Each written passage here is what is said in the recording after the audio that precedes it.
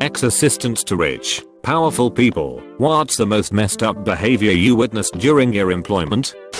I was briefly an assistant to a CEO of a large company in my country. I live in Northern Europe, and this guy was a real asshole to everyone. I just made coffee, ran with mail and copied things. I say briefly, because I only worked there for 3 weeks. I made an honest mistake, copying the wrong documents, resulting in a brief embarrassment on his side in an in-house meeting with some of the other big guys of the firm. I got called into his office, and knowing his history with previous assistants, I was visibly nervous. He then began absolutely shredding me for 15 minutes, completely red in the head, spit flying in my face as he stood above me, basically ripping me a new one. I started crying. This was my first job, and I was 15 at the time, and he stopped shouting. He took one finger to my chin, lifted my face up, so I looked straight at him, and then he said, "You're a nobody. Don't you ever forget that." And then he threw some paperwork at me to let me officially know that I was fired, which I then had to pick up from the floor, and then he yelled at me to get the hell out of his office. Using in my alt account I work with, or for, this really old guy who is in his 80s. He tells me stories all the time from his past of all the crazy shit he's done there before coming to America and making his fortune here. The country he is from is known for corruption, especially in the past, when he was there. He was a son of an influential and rich politician. In his teenager years he used to basically do whatever he wanted. Think the devil's double, but on a smaller scale. He said girls used to flock to him no matter what, because he had money like that. There was this one girl he said, didn't give him any chances and he really wanted her. So he took her and threw her into the car, taking her to the middle of the forest, before coercing her into having sex. Pretty much fucking rape. The girl's dad found out, and he complained to the police. Instead of taking my CEO to jail, they made up a funny charge against the dad, and threw him in jail. The dad was forced to drop the charges for his freedom. The police, the judge and any person with influence was in this guy's pocket. That's one of the most fucked up things I ever heard, and he told the story almost as if he's proud of it. I interned at a production company. The CEO made me go get a new BlackBerry for him. Took 4 hours to go downtown, because it had to be bought in downtown La for whatever reason. When I brought it back, he opened the plastic, turned it on, and asked, "What the fuck is this? Why aren't my numbers on it?" "Well, it's brand new, you haven't updated it yet. This is useless. What the fuck have you been doing for 4 hours?" "Well, I was." Smash. And he threw it on the ground. Literally. Just smashed it. Fucking useless. I was flabbergasted. In high school, I helped do it for a billionaire at his ranch. This guy had a private fiber run 40 plus miles out there. I put network drops, routers, desktop PCS, and TVS into several barns and guest houses. I was out there once working right before the owner was coming for a visit with some friends. Everything had to be perfect, so I was replacing some never been used year-old computers with the latest never to be used models. Something went wrong with the shipping, and some things weren't on time. I talked to his assistant, and some guy flew the gear out the next day. This was the 90s, and we're talking some routers and a couple of Dells. Blew my teenage mind. I was also impressed by his personal chefs, husband, and wife, who arrived a few days before he did. Up until then, I don't think I really believed people still had full-time staff like that. They were Italian, and didn't speak much English. Mostly they just shouted at each other. It was awkward when I was installing gear in the kitchen. They were yelling and occasionally throwing things, but were very nice to me. Made me lunch one day even. Best sandwich I've ever had. I got to meet some of the other staff as well, and it was so weird to me. The ranch foreman basically ran the place like it was his, but there was no profit or anything. It just existed for the 1 or 2 times a year someone came out. Horses, some cattle, chickens, the whole deal. Just sort of hanging out. He made 6 figures. The pilot who flew the computers out did all sorts of errand running, exclusively for this one guy. If there was no tasks, he just relaxed. He said he sometimes got to spend a week or more someplace exotic, just in case he was needed.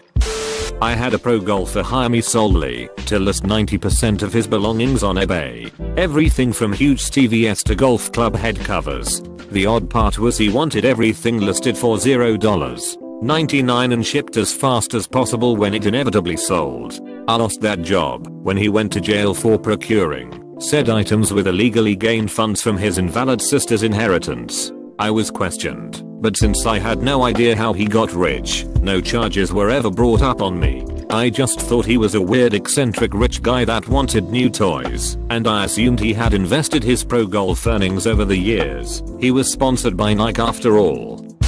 I may or may not have carried a coked out girlfriend and a large amount of drugs out of my boss's house, CEO of a very large company, while she was covered in puke and cocaine so his wife wouldn't catch him as she arrived home from her sister's house a day early. Full story. My old boss regularly cheated on his wife with any number of women. Well, he calls me one day because we are friends away from work and asks me to come to his apartment ASAP. I drive over there and he's blitzed, and this chick is laying naked in her own vomit, maybe his too, mumbling about something. He says he has to shower and clean the vomit up because his wife is 10 minutes away, so please get that cunt out of here. I grab the girl and help her to her feet and cover her up with a shirt. As I'm walking her out, he yells for me to grab the party bag. The only bag is a dop kit. I grab it, jump in my car and drive off. This chick is blasted. She doesn't know where she lives and is sure she's having a heart attack. So I calm her down somewhat and reach in her purse and find her ID. Luckily she has her current address on it, and I take her home. I drive back to my house and pull into the driveway and remember the dop kit. I open it up and there's a sugar cube sized piece of meth, free, approximate grams of kind bud, and what has to be an 8-ball of cocaine. Someone who isn't me smoked the bud but sold, at way below market value, the meth and the cocaine. I got a steak dinner and a few beers later that week from the boss. Needless to say, I no longer work there. The CTO of an IT company I worked for was born into a rich family and didn't know how to talk with his inferiors. He was so bad at human interaction, our CEO forced him to go to some kind of class to learn how to interact with humans. This douchebag loved Porsches. He drove a couple to work, and he had one he would race at amateur races occasionally. One day one of our coworkers failed to meet us for lunch because he was broadsided on the way to the restaurant. For some reason after the accident he came back to work. We were standing around his cube, and he's telling us about his car getting totaled when the CTO walked up. After hearing the story, the CTO says, and I'm not embellishing, at least it wasn't a Porsche. Then he laughed and walked off.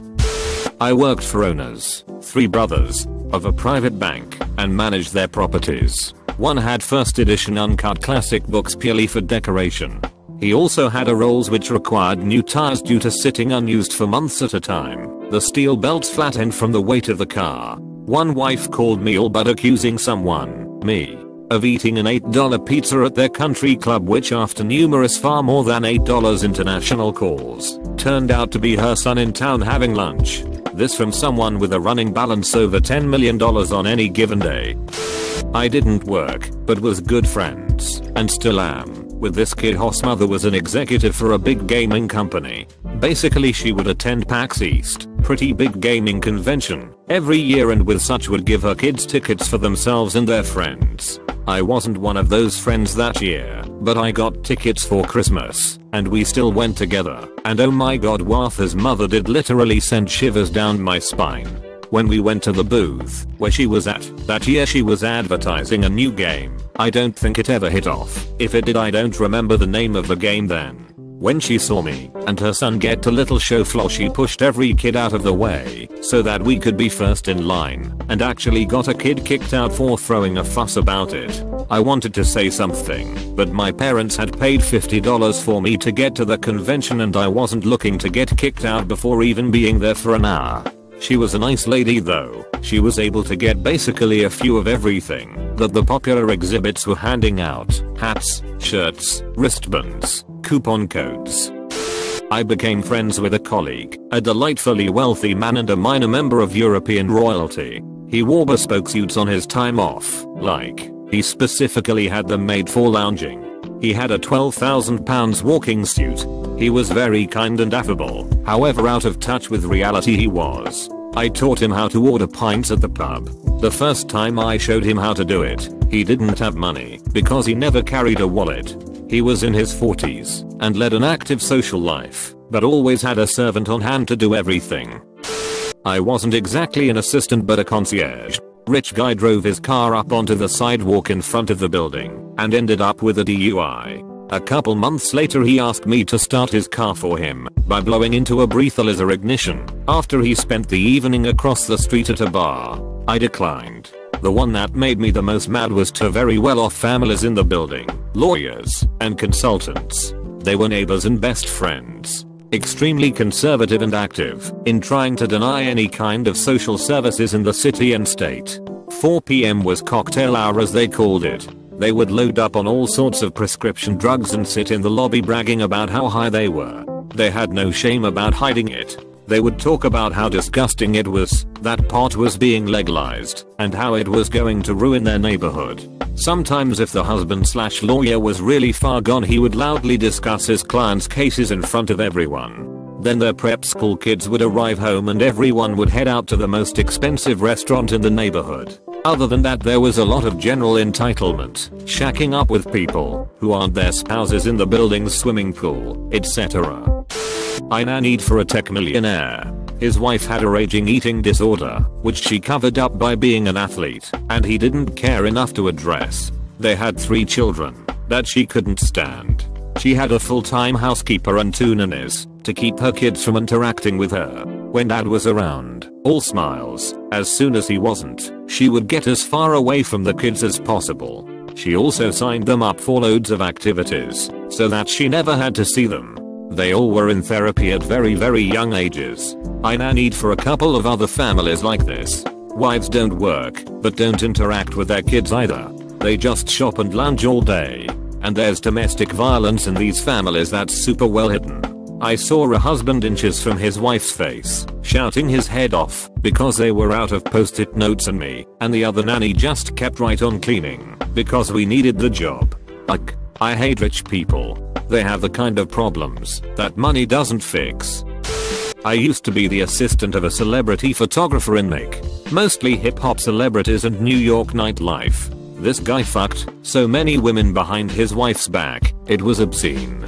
Once there was this model who needed portraits taken, but my boss was fucking her, and his wife was suspicious. So he had me take the pictures instead. Except he drove me there with his wife, but had to drop me off across town, so his wife wouldn't know where I was going. Had to walk 20 blocks to get to the model's apartment. Also, if we worked until 3 AM, which was common, I would have to crash at his place or else I would have to sit in Penn Station for hours until the first NJ Transit train. He made me sleep on the floor. Even though he had a couch, I had to sleep on the floor. Everyone involved in the Nick upper class are bastards. Bastard coated bastards with bastard filling, just waiting to fuck you over. Over the summer one year, I signed up to be an extra for a film by a man who had won an Oscar for directing a particular film because I liked theater. When I got there, I actually ran into the director almost immediately, who proceeded to tell me that I would no longer be an extra, even though I said twice no, sir, I'm supposed to be in these 3 scenes, and instead would be his wife's assistant for the day. She wasn't in the movie. She was just observing all day, but she still had a change of clothes for when she left that needed to go in a dressing room again, even though she wasn't acting in the movie. The guy, from what I can tell, is just the egotistical kind of wealthy and not actually super rich, but the Oscar went to his head and he used it as an excuse to treat everyone on set like